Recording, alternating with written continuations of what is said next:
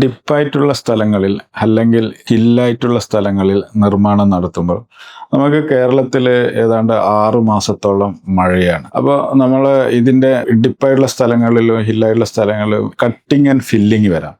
ഇതിൻ്റെ സ്റ്റെബിലിറ്റി, ഇതിൻ്റെ സേഫ്റ്റി ഇതൊരു സുപ്രധാനമായ ഘടകമാണ്. അതുപോലെ തന്നെ ചില സമയങ്ങളിലൊക്കെ ശക്തമായ മഴ ഉണ്ടാകാമല്ലോ കേരളത്തിൽ.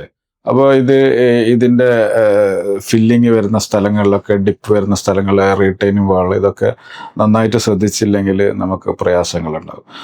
അതുപോലെ തന്നെയാണ് ഇതിൻ്റെ എൻട്രൻസ്, എക്സിറ്റ് ഇതും താഴേക്ക് പോകുന്നതുണ്ടാകാം, മുകളിലേക്ക് പോകുന്നതുണ്ടാകാം.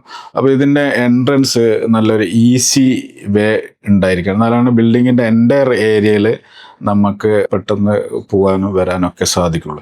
അതുപോലെ തന്നെയാണ് ഈ റെയിൻ ഡ്രെയിനേജ് പ്രോപ്പർ അല്ലെങ്കിൽ ഇതുപോലെ ഒരുപാട് പ്രയാസങ്ങൾ സൃഷ്ടിക്കാൻ സാധ്യതയുണ്ട്.